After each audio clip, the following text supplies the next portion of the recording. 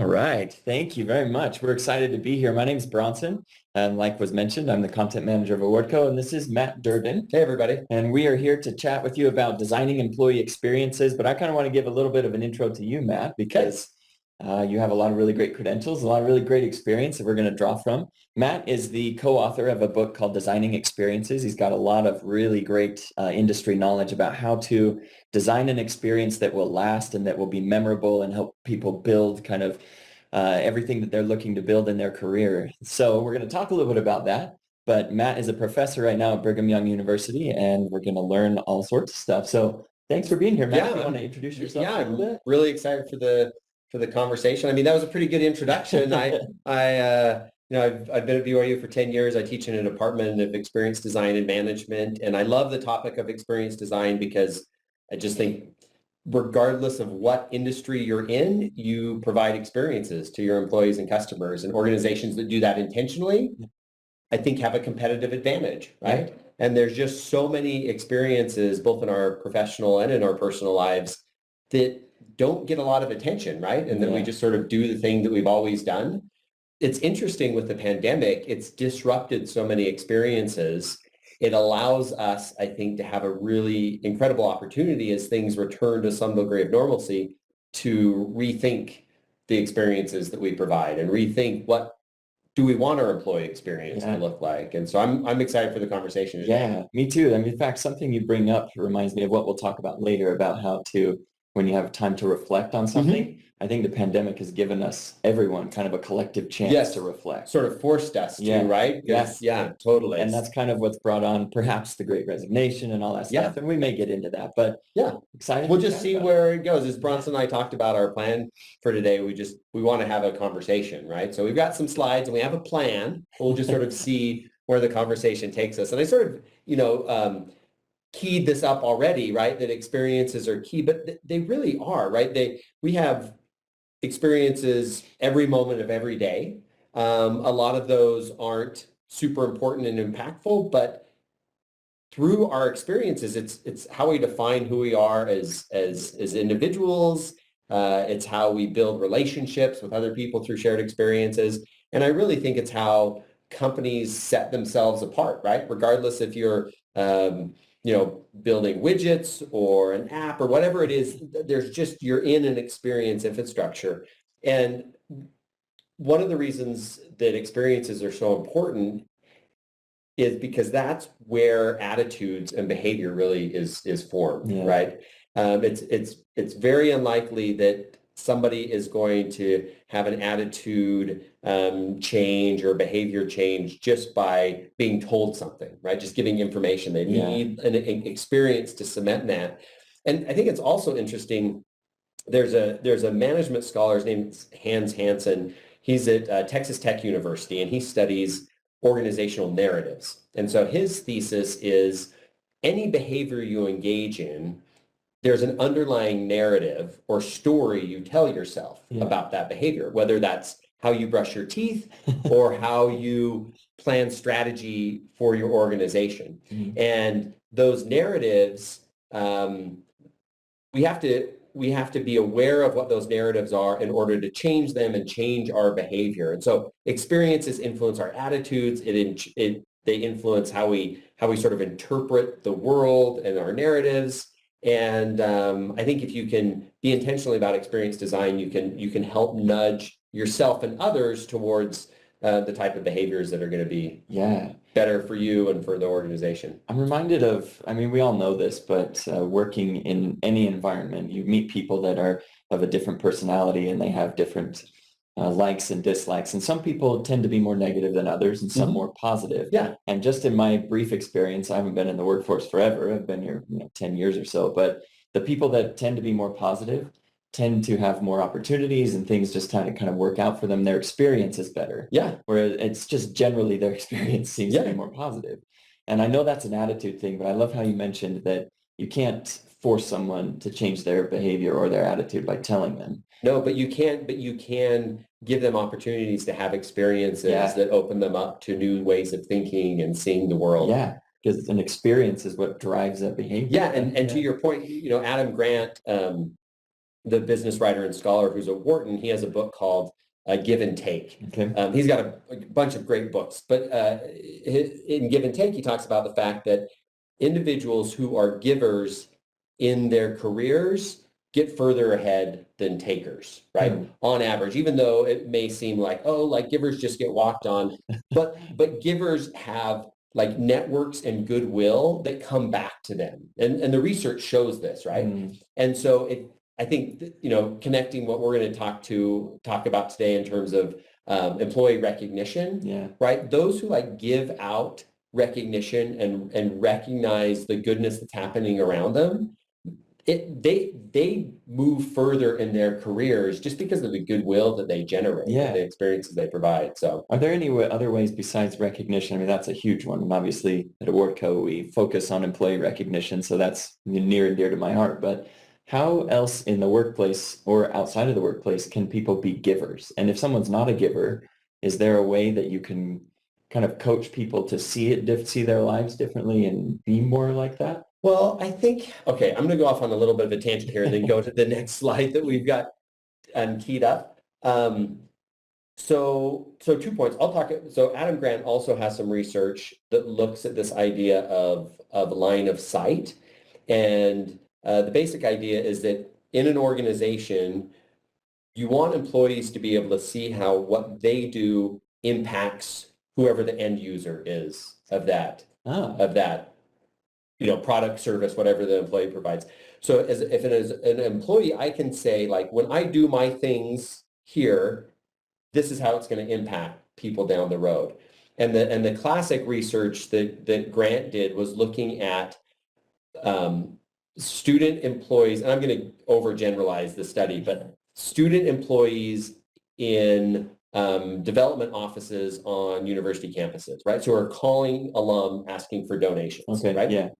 And so what they did is they did an experimental design where they had one group just continue to do their thing, right? And just calling people and trying to raise money. And then they had another group where they had scholarship recipients, so the students who had received scholarships come in and read a letter about how they had been impacted by receiving a scholarship fund. And then they looked at the amount of funds brought in by those two different groups. And the employees, and I can't remember whether it was 2x or 3x, but the employees who had an opportunity to see how their work impacted the end user were way more motivated. They brought in more money, et cetera, et cetera, et cetera. So that general idea of helping people see their impact, really like framing them as a giver, like you, even though you do this thing that is perhaps really far removed from our customer, if you can help them see how their work impacts somebody, it naturally it reframes their perspective into more of a giver framework or paradigm, if that makes sense. That totally does. And that's just the whole thing of recognition. Even if you don't know how your job is impacting the end user, if you are impacting someone else at work and you have the recognition from them, then you feel more motivated and more engaged to keep doing your thing. And let me bring up this next slide. So we're not going to get too far into the weeds when it comes to talking about theory, but I want to bring up two theories, right? And I know when I teach theory to students, and I'll be like, oh, like that seems like abstract, but these are two theories that have a lot of research, especially the second one, but a lot of research behind them, and basically trying to understand, like, what are the antecedents or steps that lead people to experience well-being, thriving, or in the case of this model, be bonded to an organization, right? So it's called the social development model. It was conceptualized and tested by some scholars in the 80s who were really trying to understand, like, how do people bond to organizations, right? And what they found is that when individuals, and this could be, actually some of their work was originally looking at why adolescents connected to like deviant groups, right? So during the 80s and you're like drug versus yes, exactly. But and they talk about in their early research, like this works for like pro-social bonding or deviant bonding, right? So we're talking pro-social bonding here. But the idea being is when individuals have perceived opportunities to be involved in some way with an organization, Mm-hmm. and when they also feel like they have the necessary skills for involvement and that they get recognized for that, right? That makes them feel bonded to an organization.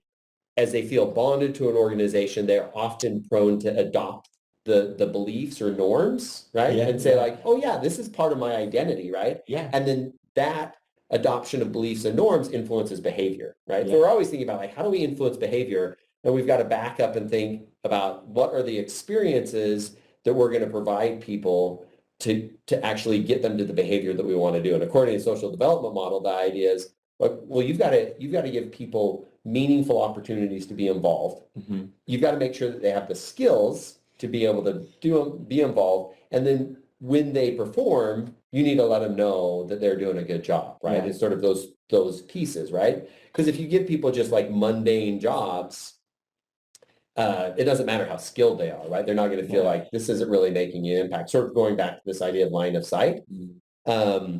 Or if they are doing their jobs, but they aren't, getting recognized for it, they're also not going to feel that same degree of bonding. Yeah. Tell me if you've had this experience too, but I think we've all had an experience at a job where we felt like we didn't have that line of sight.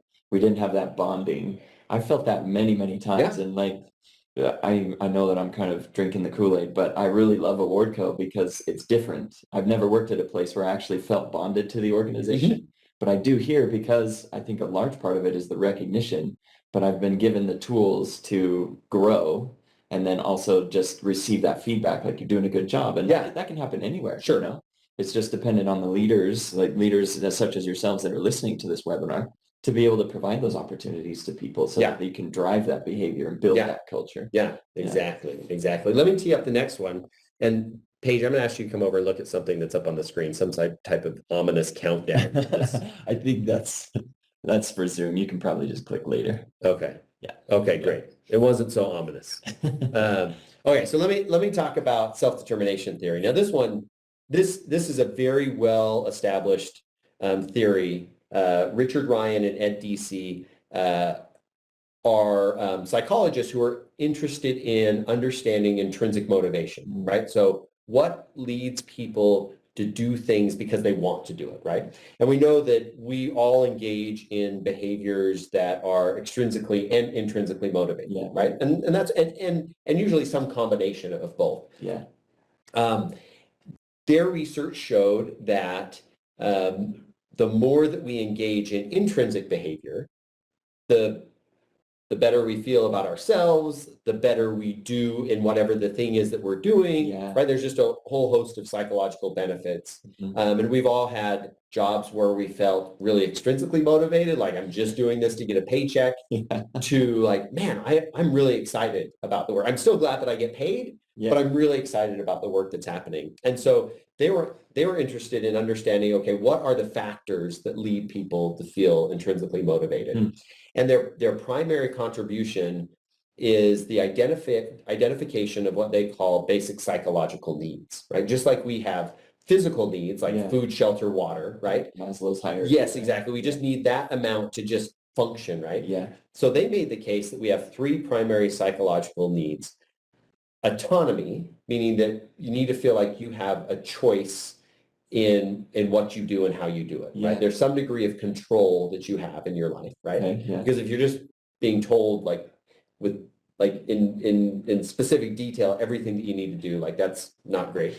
You need to feel a sense of a connection, or they call it relatedness, just feeling like you have meaningful connections to the people around you where you're doing the thing that you're doing, right?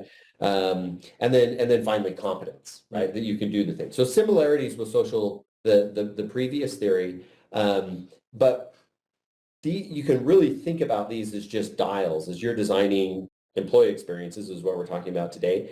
These are things that people need. And the research across all kinds of different contexts, work contexts, school contexts, prisons, rest homes. I mean, wherever you can think, like people have done self-determination theory work, and it really holds true, right? That if you can just like dial up autonomy, right? If you can just, they've done studies in like rest homes for seniors where just by like giving them two options at meals, one of the studies, they gave them plants to take care of, right? And in really well-designed experimental like treatment control studies, just these little tweaks of giving a little bit of control makes a huge difference, right? And you notice that like one of those is relatedness, and I think recognition is tied to that, right? Because you don't know how people feel about you unless they tell you, right? Yeah. And so I think from an employee experience, like the simplest takeaway from today is just to go back and say, like, how are we doing in these three areas? Like, do our employees feel like they have autonomy? This doesn't mean, you know, because sometimes people push back autonomy and be like, well, there's got to be some degree of control, just a little bit of autonomy, right? Just giving just two choices. Yeah, right? Just a couple of there's just so many simple ways. I mean, and I think we see this in the design of employee experiences and this transition from work from home back into the, you know, what's happening? Are employers giving people opportunities, or are they just saying, no, you've got to be back on this date? Like, this is the drop dead deadline to be here 5 days a week and be back how it was before, right? That doesn't feel like you have a lot of control, right? And then just think about like, how are we recognizing people? Do they feel and know that they're valued? And then are we helping them gain the competences they need and providing opportunities for, you know, continued development? Yeah. What would you say to an organization that has thousands of employees, like a large financial institution that has 20 to 100,000 employees? How can you give autonomy to every one of those employees? I'm just putting myself in the shoes of someone whose job it is to administer that program, and like, whoa. Yeah, that's a great question. And I mean, I think you know, you could get into the weeds of like very specific things to do, but I think it's just stepping back and saying, like, what are ways that we can just infuse a little bit of choice, right? Are there ways, whether that's, you know, how people use their like paid leave, or are there ways in terms of like when they get their work done or where they get their work done? Is it, you just look at across, like, of course, you know, you don't want to add choice, like if you just increase dial the choice up everywhere, suddenly you're like, oh, great, we've got like 7 communication platforms and all of this stuff, but just like simple amounts of choice. Yeah, I'm reminded of a story so one of the customers that we work with is Chick-fil-A. And we were told a story by them where they originally had a service award program that was really good. It did what it was supposed to do. But when they started using AwardCo, and I know I'm sounding really markety, like, AwardCo. But this story is really impactful because the admin, the main HR person of Chick-fil-A, was stopped by a person and in their work. And this was just a line worker, you know, someone that was just doing their job every day. And they stopped them and said to this admin, they said, I was given the power to choose my own service anniversary reward. Instead of getting like a plaque or an acrylic or something, they were given the choice. And that meant more to them and they'd been there for 20 years. Yeah. And so they'd received previous ones, and then they got the power to choose, and it was just like it meant the world to them. Yeah. It's incredibly impactful. And it's like a very minor thing, right? Like Yeah. just pick between these options, right? Yeah, it's just one or two, or maybe, you know. Yeah, choice is really, really powerful, right? This is a little bit more on the customer experience side. But one of my like favorite experience designers, I'll give him a shout out. So John Connors, he's the VP of strategy for the Color Factory. Yeah. And he leverages something that Walt Disney said that was everything speaks in an experience, right? So the lighting, the people, of course, but the smell, all of those, everything sends a message, right? And so John, when he's working with employees, one of the things that he always talks about is trying to understand that what is our experience saying? Like, what do we want people to say when they come through our experience, our customers? What is our experience saying? And what do we need to do to make it easy for our customers to say what we want them to say? Not manipulatively, right? Yeah. So Disney wants people to say this is the happiest place on earth, right? Yeah. And so whatever you want the employee or the customer to say, if you can identify, like in general, we would love our customers to say this statement, right? Yeah. And then when he trains new employees, he says, hey, we of course have like organizational bounds of like what you can do in your role, but ultimately we want you to just do whatever you can do to help the customer say this thing, right? And so rather than needing to lay out every single stipulation of this is what you do in this situation, to say like, here's some guidelines, but ultimately it's up to you to choose how you help somebody say this when they're done interacting I with love you, that. right? Yep. So it's just another example of like providing people choice, Yep. right? Like if you're that financial institution, just make the customer's day, right? If their banks are stressful, they can be. So just see if they can be less stressed when they walk out. Yeah, and that may be as simple as that. Like, what do you do? And there's organizations where you're like, yeah, you've got this amount of budget each month that's discretionary that you can use in a variety of ways. So you see somebody come in, to your bank who is just like frazzled, like, like you've got some leeway to say like, hey, I can change this aspect of your checking account. Let me help you out with this or that. I love that. Or you're like, you've got like a car full of kids. Like here's a $10 gift card. Yeah, for or like, here's go they get used to ice give out cream. fuckers. Yes, exactly. Right? Yeah. So yeah. anyways, all good stuff. Okay, so let's would you want to talk absolutely. more So about this one? just as we were talking about kind of that autonomy and that power of choice and how to help people feel rewarded and more connected, recognition is a reward in and of itself, but it doesn't have to be monetary. We've done some studies with a few organizations like HR.com and things like that to determine, does it have to be monetary? And it absolutely doesn't, which is really, really interesting. You can just, it may sound cliche, but if you just smile at someone or if you're nice to someone, that can have a huge impact. So recognition as a reward in and of itself, it's an intrinsic motivator, right? Yeah. And it happens for both the giver and the receiver. Yeah. We looked up a bunch of studies on gratitude, and gratitude and recognition are closely tied because gratitude, you're giving compliments, you're thanking, you're appreciating. And recognition is very similar. And it boosts the serotonin, the dopamine, all of those good things in people, helps them be more productive, like you mentioned earlier.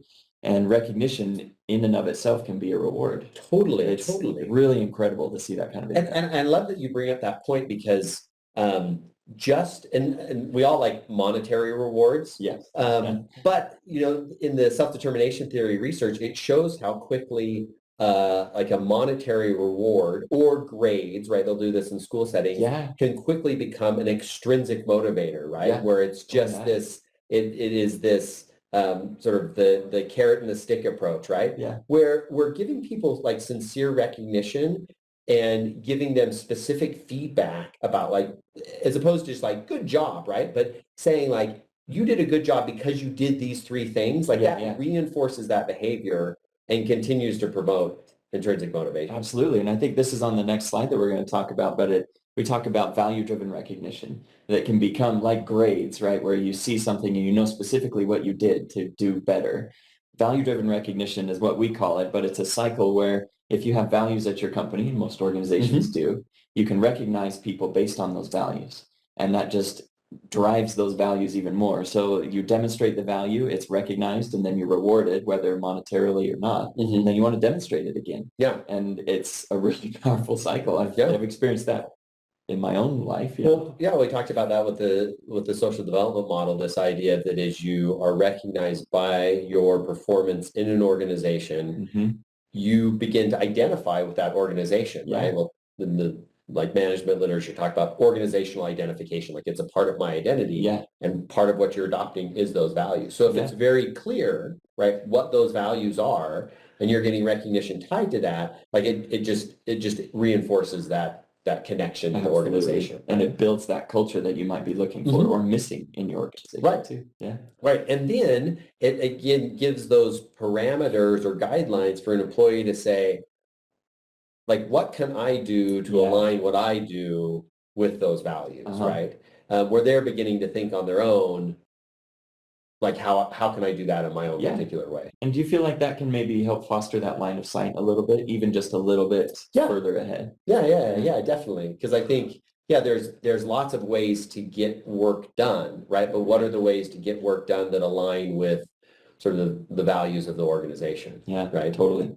we found it very powerful here at Wardco and with our customers too that use it, where they use their tags or their values in the platform to recognize people for, and they've seen an increase in engagement and all that good stuff. Well, and I think going back to this idea of like giving people specific feedback, the tying it to the values really help with that, because as an administrator, I can say like, okay, I'm not just looking for people doing good or being efficient, right? But I'm looking at how they're exhibiting this value and this value and this value. So it gives me some specific sort of for targets for recognition and just being aware of those things. And then that brings up an interesting point. It becomes incumbent upon the organization to have clear values. Yes. Right. Because if your value is, say, for example, be pure, if you're like a health company, what does that mean? How can someone exhibit that value? You need to define that so people can actually hit those, you know. That's why I'm sort of jumping off topic, but this idea of like knowing what you want people to say is a key tenet for me of experience design, because it gets to that specificity. Not that you're trying to manipulate people, but you've got a target of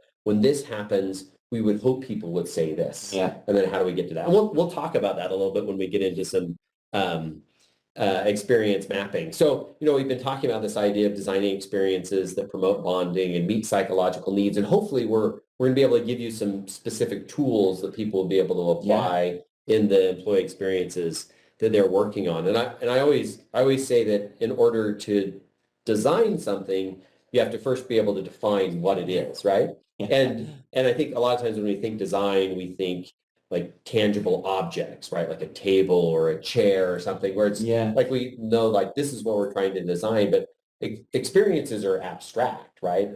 You know, I had an experience at work and I had work experience. Even how we use the words mean different things. And so I think it's important to recognize that experiences are really a co-created phenomenon, right? So as an individual, I have to pay attention to something to have an experience, right? So for all of you who are on the webinar now, right, you're having this webinar experience with us. Hopefully you're paying attention. I know when I'm on webinars, sometimes I'm doing some other tasks, right? It's very hard. But, you know, we are such engaging speakers. I'm sure nobody is like distracted. But you've got to pay attention to this, you know, whatever it is. And I like to talk about that as the experience scape, right? Just as a landscape, I pay attention to a landscape. An experience scape is a way to think about all of the elements, right? So we're in this room now and there's table and the lighting and sort of the temperature in the room and the views out the windows and the people that are here all make up sort of the experience scape that we're interacting with right now. And then that interaction between an individual and the experience scape produces a subjective reaction or the memories that are personal to each individual, right? Because we've got a bunch of people on this webinar who are in a bunch of different companies who have different backgrounds, different reasons why they're here. And because of that, although we've had all the same shared experience, everybody's going to walk away with a different experience. Yeah, or even like the experience that someone might be having today. Right. They might have had a very busy morning. And so exactly. Totally. It's all like contextualized. And so we just have to recognize that as experienced designers, that this is a co-creative thing that we're trying to do with employee experiences. We can't just say, this is how it's going to be for everybody and expect that it's how it's going to be, or to say, oh, everybody has the same experience I have at work, right? We all work in the same office. We do the same things, but that's not true because we're all individuals. So that's an important starting point to just recognize, okay, this is a co-creative thing that we're doing. And I've got to be able to see another person as a person, not just sort of an object, to be able to design an experience for that person. Not just even an employee, but a person. A person. And so I think that's just a fundamental to say, okay, there is the objective, observable part of any experience, whether it's a virtual experience on my phone using an app, or the in-person work experience. There's that there's that part, but then there's also the individual, subjective, how I'm perceiving the experience, right? So there's both of that. So that's important to understand, right? So we've got this objective and subjective. We got this interaction. So we've got this participant type, by experience scape leads to subjective reactions, really, which produces memories. I mean, that's what we take away. Memories and the stories that we tell. And so if you were to ask your employees in your organization, like, if a friend asks them, like, tell me about what you do at work, right? You're going to get all kinds of different stories that they're telling to explain their experience at work. This is probably a little bit unrelated, but I'm a little bit of a Doctor Who fan. Okay. I say a little bit, a lot. Okay. I'm a big Doctor Who fan. And one of the things that is said in that series at one point is that all we are is stories in the end. And I really resonate. Totally true. Because, eventually we might move on to another job, we might move cities, we might change our lives a lot, but we'll still have those memories, those core stories that we're talking about. And that's really what we're producing. That is the end product of experiences, are stories, right? So you're providing people opportunities to craft stories is really what you're doing. I love that. We're going to come back and hopefully talk a little bit more about storytelling. The other piece, just in terms of conceptualizing experiences, that I think is important is to recognize that any let's call it a structured experience. Any experience that has some degree of intentionality behind it is going to have an anticipation phase, a participation phase, and a reflection phase, right? So as you're coming to work, you're sort of anticipating things that you're going to do that day. Then you do those things and you think about them after you go home, right? You're going on vacation. You're thinking about all the things you're going to do. You go on vacation and then you come back home. Research actually shows that the high point on average of every vacation is the day before you leave. Right before you leave, right? Yeah. Nothing's gone wrong. It's all perfect, You're right? excited about the trip. You're ready. You're anticipating these experiences. Exactly. Yeah. The next thing, though, is research also shows that over time, we tend to just remember sort of the peaks and the bad parts phase. We don't think about the rainy day. We think about, this and that. The older I get, the better I was type of phenomenon, right? Yeah. But in terms of designing experiences, it's important to recognize that there are those phases, right? And a lot of times we just hone in on, okay, how do we design the employee experience when they're doing their job, right? As opposed to like, how do we prepare them to do their job? And what do we want them to reflect about after the experience happens, right? And I think recognition plays an important role here because, as we all know, especially because of technology and access to Wi-Fi and always being on devices, we tend to not have much time for reflection unless we're intentional about it, right? That's true. Where you just like bounce from one experience to the other. And I've done research that shows even when people are doing like one great thing after another, if there's not time for reflection, it's almost like you're planting seeds but never harvesting, right? You just keep planting and planting and you never have time to actually like reflect on like, how did that go? What did I think about that? Is there anything I want to take away from that? Which is why I think thinking about the reflection phase of employee experiences can be really important. This might be, I'm sure we'll probably talk about this later, but is there a time frame that is optimal for reflection in your experience? Like, I think it totally depends. On the experience or on the person? Both. Okay. Right? I think first and foremost, just try to build in opportunities for reflection. We know that it's definitely like more reflection is better. Like we've got research to show that more people, this is after a study abroad experience, right? That they've had students have had this amazing experience, hopefully done a lot of things. The more that they engage in any type of reflection, the more we see outcomes, like measured outcomes, sustained or continue to grow, right? So they're talking to people about it, they're posting about it, they're looking at their pictures, they're writing about it.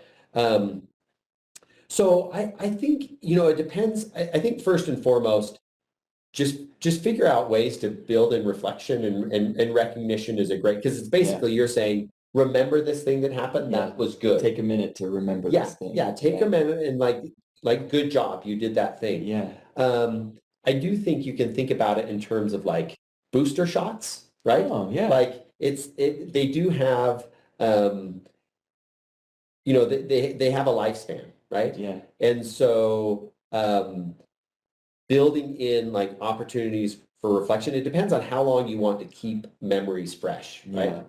So, one way that I think about this is during the reflection phase, you're trying to help people curate their memories, right? So you think about it as like co-curation of memories. And I think you just have to try different things to see.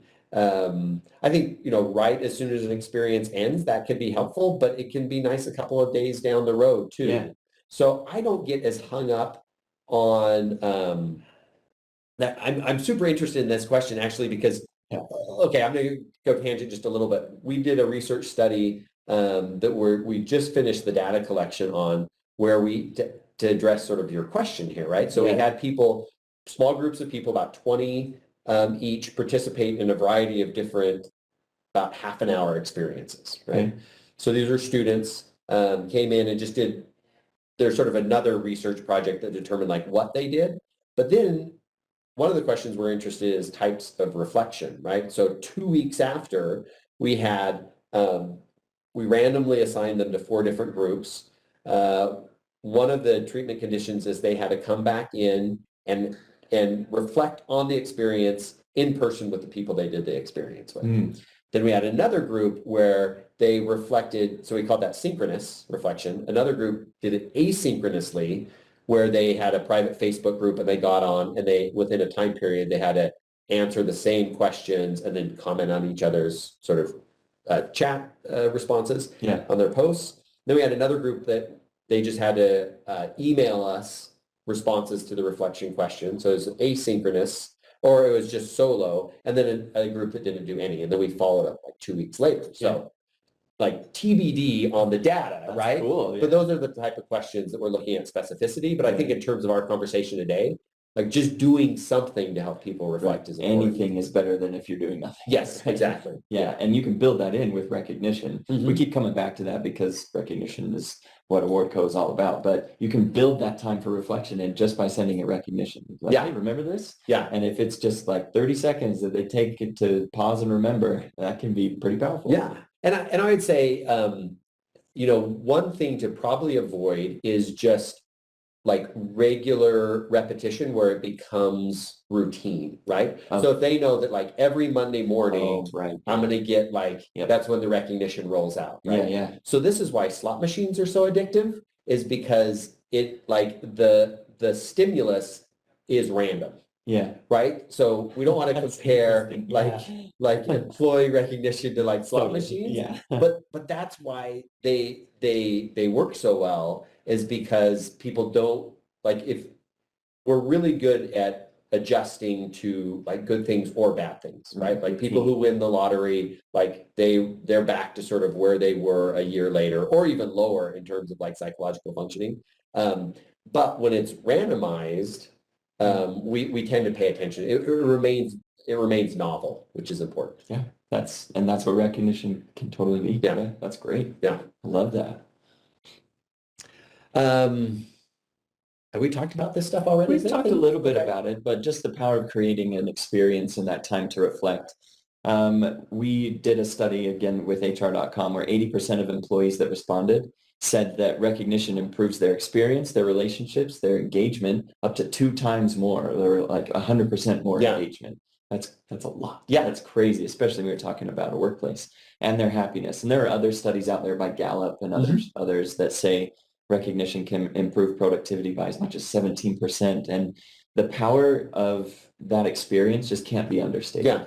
And I mean, we've all had an experience, hopefully, where someone just said, good job. And it can be that simple. Like, hey, I noticed you did that thing. That was really great. Good job. That is just so impactful. And I think because it's so easy and because it's so simple, we often discount it. We're like, well, they know, like they know they're doing a fine job. We pay them every 2 weeks, right? They know they're doing fine. But they don't. That's the thing. Well, because again, payment is like it's regular. It's regular, right? Where it's like, I just know, like this is expected, right? This is just sort of baseline expectation. Absolutely. As opposed to this, moment that's unexpected, that there's novelty. That's really like meaningful, right? Absolutely. But you get like the Facebook notices on your birthday, like, oh, everybody loves me on my birthday because they all got notified and now they're like notifying me. Like that's great, right? But it's like when somebody reaches out when you don't expect it and says, hey, like, I really appreciate that thing. Those are things that you remember. Just thinking about you, or I saw you do this thing. It was really awesome. Incredibly powerful. Totally. And going off of that, recognition can be reciprocal, meaning that, and we've talked about this, that it is good for the giver. It is as good for the giver as it is for the receiver. Totally. And we've talked at length about that. And we talked about the engagement and the profitability. This stat particularly says 21%. It's anywhere, I mean, depends on who you ask, Gallup or Forbes or whatever. They all say something a little bit different. The idea being recognition improves productivity. Totally. Yeah. And can help with a whole host of issues, especially that we might be experiencing right now with the stress that everyone's experiencing around life in general. They might be worried about the economy or their family or conflict across overseas, something like that. Recognition can help ease that stress level. Totally. It's really powerful. Totally. And I love this reciprocal nature. It really aligns with some really interesting positive psychology research that shows one of the just the power of expressing gratitude. Yeah. Right. Yeah. And one of a classic example is you have people think of someone who they haven't thanked before. You have them write a letter to that person. And I've done this in workshops before. You have them then call that person and just read it to them. And the psychological boost lasts 2 weeks, right? Really? In terms of the power of thanking somebody. Yeah. It's definitely reciprocal. Yeah. So as we talk through, and we'll go for about another 10 minutes and do Q&A. So I want to bounce through a couple of slides fairly quickly here, but just start thinking about employee experiences that you have stewardship over to make some tweaks to incorporate some of the things that we're talking about. And we don't have a ton of time to talk about experience mapping, and there's lots of flavors of experience mapping. But the basic idea here is to recognize that any experience can be broken down into touch points, right? And I like to think about touch points as just sort of bite-sized moments of an experience, usually defined by what you're paying attention to, right? So if I'm doing one thing and then now I'm shifting to another thing, it's another part of the experience. We have a very oversimplified example here of somebody going to a concert, right? And the touch point row here of the things that are happening. And what I really want to just point out is going back to what we talked about with reactions before, that this top row is, first identifying, okay, what are the touch points of this experience? And then ideally, what do we want people to say at each touch point, right? And that can give you a sense of, okay, are people currently saying that, right? When we run our onboarding, by the end, or do people say this, or are they saying something else? And how do we align that? Yeah. And so I think just breaking an experience down into its touch points is a good first place to start and say, okay, what can we fix? What's working well? What do we want to keep the same? We have some, thinking of, this idea of front stage and backstage contributors here is just who are the people and things that play a role on each of those touch points. And like I said, I don't want to get too much in the weeds here, but just to think about what's an experience you want to work on. And then when you break it down into those touch points, in my mind, it's sort of like taking an engine apart, and you can start saying okay, what's working, what's not working. Yeah. And as you do that, you can think about, okay, what elevation am I thinking? Am I thinking about the employee experience from onboarding to offboarding? Sure. Or I'm thinking about a specific, just this is a daily routine that we do, or are we thinking about how we do recognition, or just sort of picking what you're doing, and then continually reminding yourself, who are you designing for? Because it's really easy to just shift to, well, this is the way that I would want it. You design for yourself. We just, right? we naturally do that, right? And so we have to continually think about, okay, who am I doing this for? Who are they? What makes them unique? Think about anticipation, participation, and reflection phases, and just be intentional. I think, like we said up front, just making little tweaks to say, here's the experience that I want to tweak. How do I just sprinkle more choice into this, right? Just as a start. How do I more intentionally sprinkle some recognition over time through this experience? And you can do that with a platform like Oracle, or you don't even need to you don't need a platform like that in order to create these experiences. It does require a little intentionality. Yeah. And training, maybe to train your managers to be able to do that and remind them, this is important. Keep doing it. Yeah. Keep doing it. Well, and a platform can be really helpful for those of us who aren't as naturally inclined to just remember that, right? Yeah. Some people are just so good about seeing someone and giving specific recognition expressions of gratitude, right? Yeah.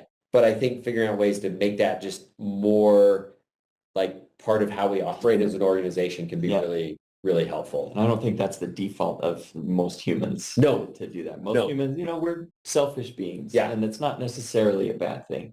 It can be, but it isn't always. We're generally thinking about ourselves. Yeah. But it can be helpful to try and remind ourselves of the forward. And then I think it's often like we think like, oh, I should really say something or do something for that person. And I know that's a roadblock for a lot of students. Like, well, what should I do? Right? Like, should I like get them a gift card? Or should I just should I text them? That seems sort of impersonal. So then we sort of get stuck. We have this like impression like, oh, I should do something, but then how I should do it is where a lot of it stops too. Yeah, totally. Or when. Yeah, exactly. So let me just say this. This is the last piece that I want to just like briefly share, and then we can wrap up. We talked about storytelling, right? And I loved your Doctor Who quote, right? That we're all just, a collection of stories, right? And there's a book, an author, her name's Emily Esfahani Smith, who wrote a book called The Power of Meaning. And she talks about sources of meaning and what the research shows that where people derive meaning. And when we have meaning in our lives, we do a lot better. And one of the sources of meaning is storytelling, which I thought was really interesting the first time I read the book, where she makes a case, and I'm totally on board, is that stories are how we make sense of the world. And when we can't make sense of the world, we really, really struggle, right? And so for the beginning of time, people have told stories, right? About how the world works and what their story is and all of those things. And there's a lot of research to show that individuals across time and culture tend to tell stories in fairly similar ways. Now, there's nuanced differences and not all stories fit the same model. But a very popular model is this hero's journey model. And I'm completely blanking on the author's name. He wrote a book in the 60s called The Hero with a Thousand Faces. And maybe his name will come back to me. I totally blank. Somebody on the chat probably can remember it. But his basic idea was that we tell this cyclical story of a hero that's in their ordinary life that is presented some opportunity to go on a journey or quest. Usually a mentor will come along and be like, you should go do this thing. And they're like, no, I don't want to do it. But they're convinced. They go on the quest. They enter sort of this new and extraordinary world. They face challenges and trials. They usually get some allies.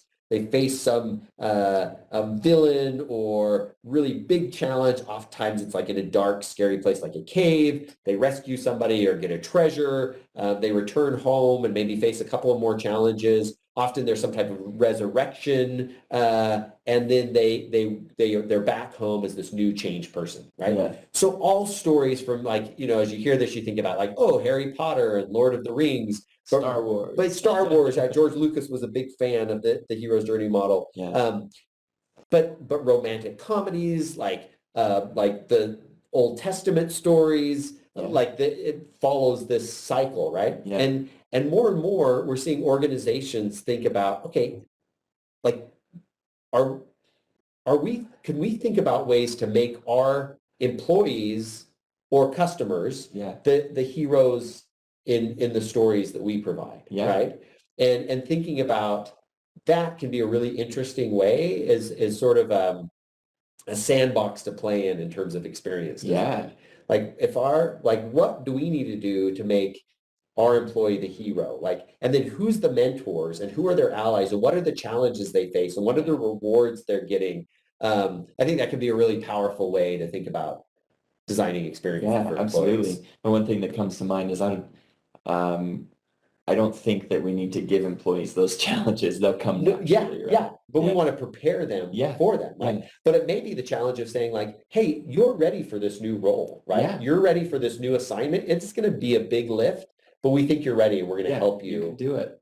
We're going to help you do that, right? Yeah. So I think we're constantly going through this cyclical hero's journey as an employee, right? And so how do we support people along the way and let them know that we see them as a hero in our organization? I love that analogy. I mean, it just resonates because, like you mentioned, we've been telling stories this way for thousands of years as humans, and we all resonate with that. That's why we like stories that follow this model and that are like, oh yeah, we see ourselves in it, right? Because we see a challenge, we see a mentor, we see an opportunity.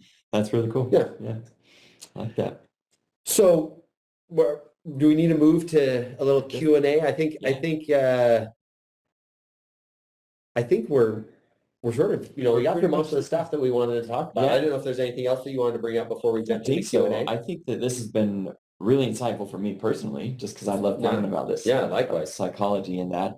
But we just want to remind you on the webinar to be able to think about your employee experience in how either high level or however you work within your organization and how you can improve it. Just the little tiny things, the anticipation, the participation, the reflection.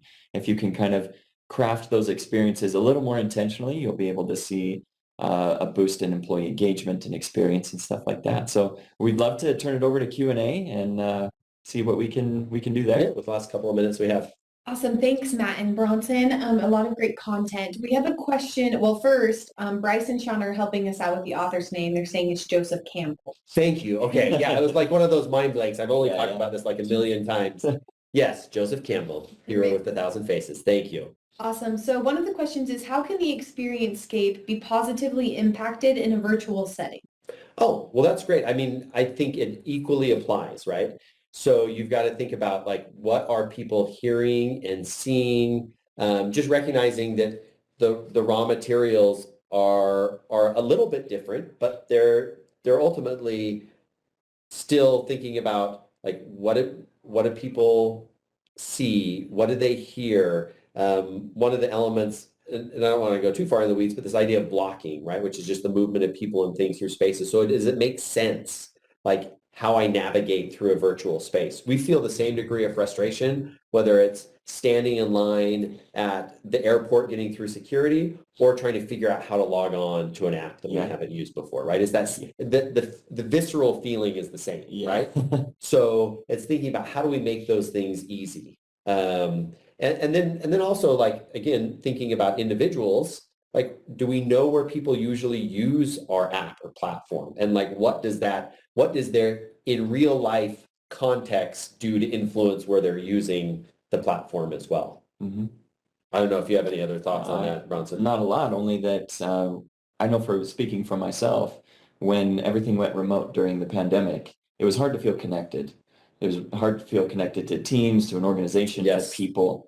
And just the communication level is what helped a lot to define that experience a little more. Yeah. Still felt like I was in touch with people, like things were working. And and we think about, I think we all got sort of Zoom fatigue at some point or whatever platform that we were using, but how grateful we can be that we had that, right? It would be a much different experience, a couple of decades ago in terms of how that would have all played out. Oh, yeah. Be on a corded phone with it like this. Yes, exactly.